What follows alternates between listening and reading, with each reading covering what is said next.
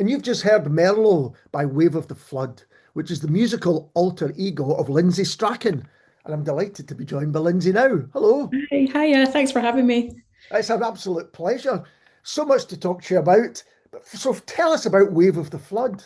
Yeah, so basically, I started as Wave with Flood a couple of years ago when I started writing a lot of songs. So I wrote around about 160 songs and hadn't released anything, hadn't put anything out. And if I'm honest, I kind of came up with Wave of the Flood as a little bit of an alter ego so that if I didn't like it, I could disassociate.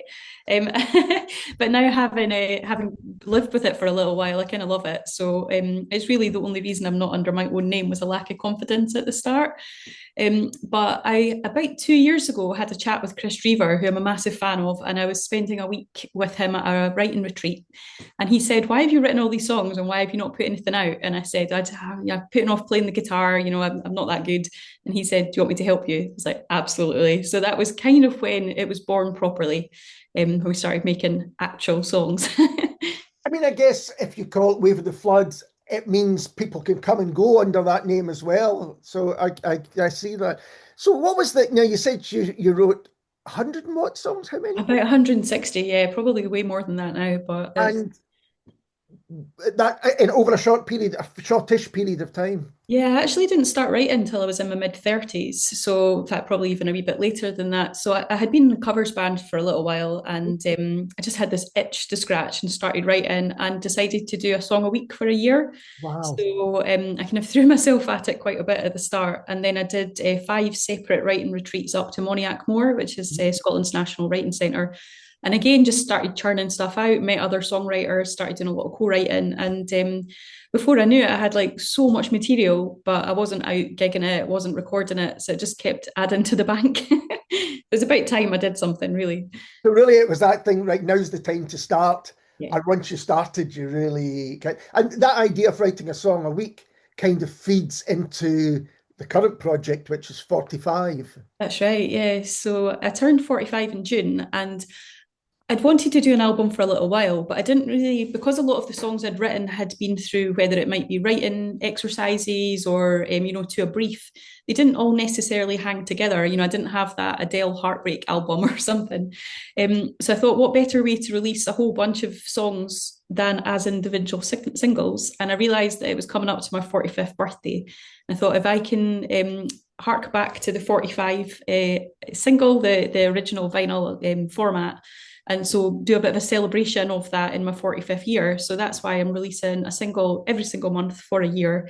And I really, the more I've done it, the more I love it because they're all quite different. They all have their own little stories. They all have their own little sounds, although they hang together. And it's become quite a fun project to be part of. Well, the ones I've heard anyway, they really are quite different in terms of style. There may be people listening who are not aware of the 45 single. So Yeah, 45 was the 7 inch, that's and right. 33 was what the album usually it came under. That's, I've still got lots of 45 singles that I've just not managed to kind of give away. yeah. And in terms of, I mean, we said the songs are quite different, but are there themes or ideas and inspirations which run through them? Yeah, definitely. So Chris Drever's produced it all, and he's just an absolute legend. I've learned so much from him. So there's quite a lot of his style running through it. So guitar wise, he's very good at finger picking, as anyone who knows him will know. But a lot of his influences from Lao have crept in a little bit as well. So things like it's all acoustic. There's no digital effects. But things like we've recorded some onto real tape and played it back through speakers. We've played around with different, so we had a Leslie in the room for some of it to get some different effects on. So there's some really beautiful stuff. So you'll hear little themes that come through a lot of the songs stylistically, even though the lyrics and the storytelling might be quite different in each of them. So you could, I mean, you could say, and from what I've heard, this is true, I think, because these are all going to be an album, aren't you? You're working Yes, towards a 12-track album. that's right. And musically, I think you can hear the kind of thread going through them. But what about lyrically? What about, because that seems to be quite varied. I mean, for example, Merlot, which we just heard. Could you tell us a little bit about that? Yeah, so Merlot is about compromise, really. It's about being in a relationship and learning to love the little things that other people do.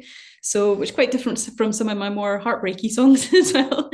So the sort of concept of Merlot, starts off with "You've got a thing for Merlot, I'll take a beer," and it's just about that. I'll then get used to having a glass of wine. You get used to having a beer, and just the way of coming together and celebrating those little differences in relationships rather than being the things that pull you apart. It did put me in mind of that. Have you ever seen the film Sideways? I haven't. No. What's that Well, about? well, it's a tremendous. It's about two guys who are getting they're friends, and they're quite different. And one of them's a real kind of wine expert. Although, he likes his wine a bit too much. And he goes mad because he's given Merlot, and he's like, "No, anything but a Merlot." And he's a bit, noir fan. I really recommend it. It's a tremendous film. I'll check it out. Yeah. Anyway, that when I saw Merlot, that kind of put me in mind of that. So relationships, also, what other themes are kind of running through in the songs? There's definitely a lot of relationship stuff in there, but because I've written them over a period of time, they're not all about, the same relationship or the same sense of being in a relationship. So All Ends Will Come, which was the very first single that came out, was very much about that, about the ending of a relationship. And if it isn't the end of a relationship, to be very morbid for a second, it might be the end of life. So everything at some point will come to an end. So that was a bit more philosophical for a way to start. It actually came from a Buddhist meditation that I did, which was everything that is always, it always is and will be. And always was and will be, sorry. And that was kind of the theme for the start of that. And then moving on to the other ones, Azalea, which was my July release, it's very much about remembrance and family. So quite different again. The August release, which was The Lovers of St Kilda, was actually based on factual stuff. So it was about, it was the 95th anniversary of people leaving St Kilda. And I had been over to the island, and it's such an amazing place, but I cannot believe anybody lived there. So it was really me kind of putting myself in the shoes of people living there to see how that would feel. So all quite different in terms of storytelling so far, and that will carry on as well. Well, after we finish speaking, we're going to hear Volcano. So that's different again. It is, yeah. Volcano's got quite a different vibe. It's almost a little bit jazz because the rest of it's been quite folk influenced. It was very much born out of my double bass player. So John McDonald, who plays bass on all of it, he's quite a jazz guy. So he loves a bit of free jazz. He will listen to anything, but that influence has definitely seeped in. Because when we were in the studio recording that one, Chris said, did not expect this sound to sound like that. I blame John. And then John was like, I blame Chris. I was playing off him. And it was a real jam in the studio. We kind of had the basis of how we wanted it to sound. And once we started playing off each other, we quickly realised that it had its own little sound quite separate to anything else. And have all the songs been recorded in the same way in the studio together? Yeah, so we did. So we've done three separate studio sessions. The first one, there was a fiddle player called Cameron Henderson that joined us. The first four tracks on the album all have Cameron Henderson. They all kind of came a bit of a jam. We had a loose idea of the songs. I had written the lyrics and the chord structure, and Chris came at it with, whole new ears, and we just had a jam, recorded it as live, and then I did vocals again over the top. So when you hear the bass and guitar, they're genuinely standing beside each other in a room playing, and I think it gives that sense. It's not to a click, although there was a click in the background to keep us right, but it wasn't done separately, so it feels quite cohesive, I think. And I guess so. Were these songs have they all been written? And basically, you've got release dates for them rather than putting you under pressure going, oh no, January's coming up and I've not written anything. Well, so we've recorded all of the tracks now, and that literally just finished 2 weeks ago. But I actually still haven't quite decided which tracks are coming out in which month. So some of them are. So I've got a very much anti-Valentine's song coming out in February, which is quite fun.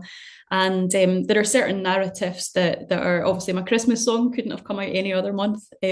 But other than that, I'm sort of just playing it by ear a little and seeing what lands well, and then we'll put them out in the right month.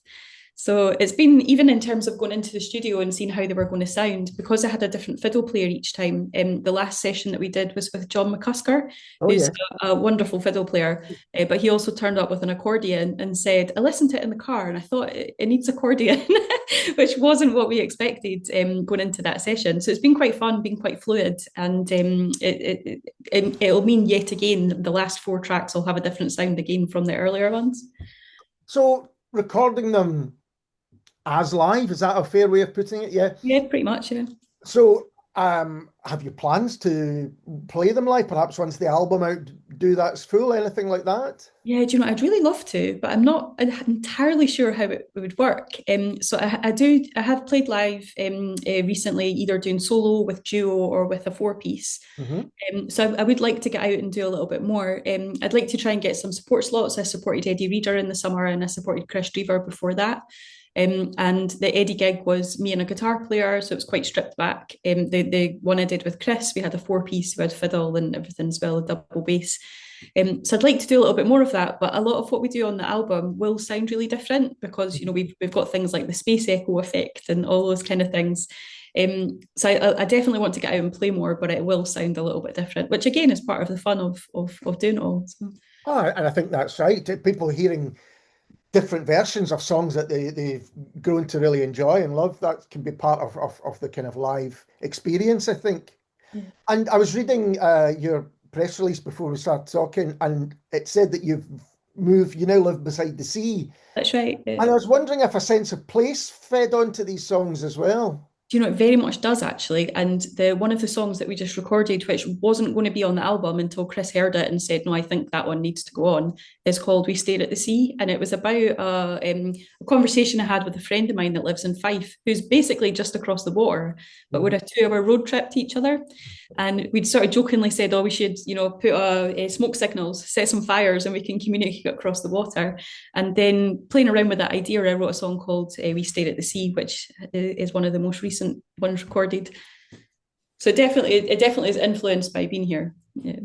And in terms of the way that you recorded them, would you, if you were to play live, would you be looking to have the same people there, or is that you can't say yet? So, I mean, I'd love to play with Chris because obviously Yeah. Chris is amazing, but he's also very busy with his own stuff. So, yeah, I think John McDonald, who's my double bass player, he's very much in with the woodwork. He's been a big part of creating the sound. He actually moves down south in a few weeks, Right. which means we'll lose him a little bit. Although he's told me he's buying a second double bass to keep one up here so that he can come and play whenever we get gigs. So he's quite committed. We have used three different fiddle players. Cameron Henderson, who's on the first one, is a friend of mine. He lives locally, and I'd love to play with him a lot more. He just unfortunately couldn't do the other sessions. So it meant we brought in Dylan Cairns for the second one, and then John McCusker. But I guess part of and you touched on it earlier on, the Wave of the Flood moniker kind of means I can bring in other people. Like there's quite a few songs that I've written on piano, for example, that wouldn't have fitted on that album, but probably will on whatever I do next. So I think there's something quite nice about being able to draw in different musicians and, you know, maybe think about starting a set by myself and then bringing other people in during it and stuff. So I've still got all of those ideas to play Well, with. that's the thing now. There's so many bands these days. Often they release music, or they make music that can be then played in different ways, whether it's solo, a duo, a full band.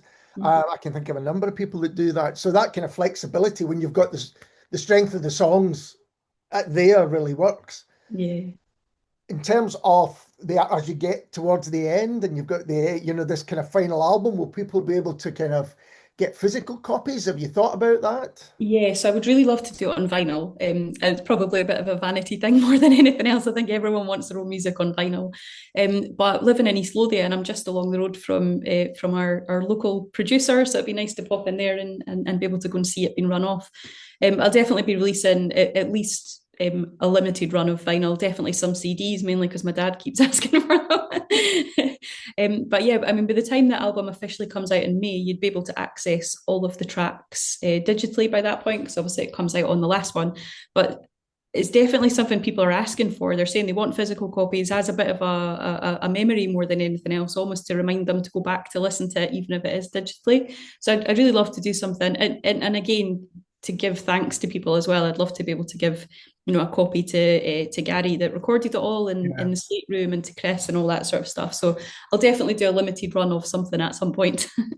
Are your local producers Seabass? That's right. Yeah, yeah. They're just Yeah, I've spoken to them for the radio show, and what they're doing is just incredible. Yeah, it's amazing. I wasn't sure if I was allowed to mention brand names, but now you have. Yeah, On this, you they're can, great. yeah, yeah, absolutely. Yeah, no, Um, they're doing some brilliant work along the road and working with excellent artists. I mean, almost every week you see new people popping in that are getting their stuff made, and they're working with really, really great people. So it'd be good to. yeah, absolutely. There's so many albums that I get to hear or by myself that have been produced Mm. by Seabass. Oh, that would be great. So that takes into then you're going to think about artwork and all that kind of stuff. Yeah. Do you know what? I Because really have. sorry, Sorry, I was going to say I've really been I've tried to do as much independently as possible. So the I've been learning how to do all of that stuff. So I've taught myself how to use Photoshop. All of the artwork so far has been stuff that I've produced. Some of it with photographs that I've taken. Some of it like trying to learn how to do things digitally. So it's been really good fun to do all that. I've been making music videos. I had no idea what I was doing, and I've been out doing that sort of stuff. So it'll be great to, again, when you finally get a vinyl in your hands and you've made all of the artwork and written all of the content and made all of the songs, it's quite a fun thing to be able to do. I was going to say because the artwork for the single so far has been really strong, and when you've written so many songs, and I would say they're very different in terms of style.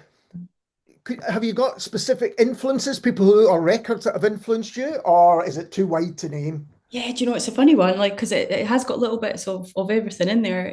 I guess when I was quite young, most people, their parents maybe listen to folk music and they've rebelled by listening to rock and roll. My mum and dad were into like the Stones and the Beatles, that sort of stuff, and I rebelled by listening to Capercaillie. So there's definitely a lot of, I think that's where the fiddle came from. I like that folk stuff. I listened to Wolfstone a lot when I was about 11, and when I first heard Unleashed album, and by coincidence, that's obviously Chris's dad, so Ivan Drever on that. So a lot of that influenced my folk style. Some of the lyrics, I guess, are quite. I mean, they're all different because they've all been written differently, but maybe key influence as a teenager was the likes of Alanis Morissette. And whilst this isn't particularly rocky, I think in terms of storytelling, it's Yeah. got a lot of that kind of stuff in it.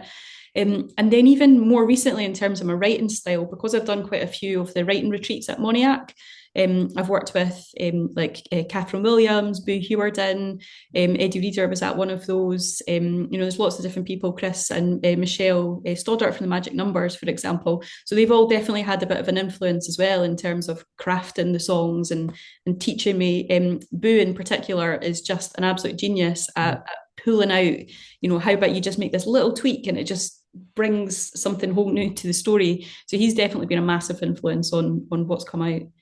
And there'll be people listening thinking, that sounds amazing. How would they get to even find out about Monnickmore, which I thought of as a writer's retreat for novelists and poets? I didn't realize it was a musical one as well. Yeah, so they do a bit of everything. They do, crime writing specialist weeks Mm. and poetry, or, how to write your first novel versus quite advanced stuff. And they do usually at least once a year, they do a writing retreat for songwriters, which, as I say, I've done 5 of now. And they're brilliant for people of any level. So if you've never written a song before, but you want to, they'll get you started. And if you've written loads of songs and you just want to shape stuff or, be inspired by the surroundings or the people that are there, they are brilliant. I would say visit their website, get on their mailing list, and get involved with them, because they do have a lot of brilliant stuff. Boo's a regular up there, so he tends to do one every couple of years. I think they had their most recent one in September with Boo Hewardin and Yvonne Lyon. So they might not do one for another little bit, but they tend to, by the end of the year, publish their program for the next year. So if you get in now, you'll be able to hear about it before it sells out. Yeah, that sounds amazing. And I usually ask people what's next for you, but I guess next month's next? Definitely. So I'm very busy with the next 7 releases. I've done 5 so far, got 7 more to come. And I don't think I really appreciated how much work goes into each because I've got press releases and artworks and music videos and social content and, just all those sorts of things. And it's been brilliant fun, but it is a lot of work. As someone who gets those, they're done really well and clear, and Thank you've even you. got, different lengths of breakdown as to what you do. But months pass very quickly, and I can imagine you suddenly go, "Oh my goodness, I've got to start promoting the next one." It Yeah. must be a kind of, internal undertaking. Absolutely. And as I say, it's quite good fun, but it's surprising how dedicated to a spreadsheet you become when you get your little list of things that you need to Oh do. yeah, you can get into it definitely. No Yeah, there's a doubt lot of about it. admin in rock and roll. That's And you've got all these songs that you've written previously, and here you are putting 12 of them in an album. That still leaves a kind of big back catalogue. Yeah, Do you think there's definitely. something you might do in the future? I think so. I think I'd like to do a completely different style. So as I say, I've written quite a few on the piano, so I'd like to do maybe something a little bit more in that sphere, which will be a real shame not to work with Chris because he has added so much to this, and I'd love to do another one with him. But I think if I do a second album, it'll probably be a different vibe yet again.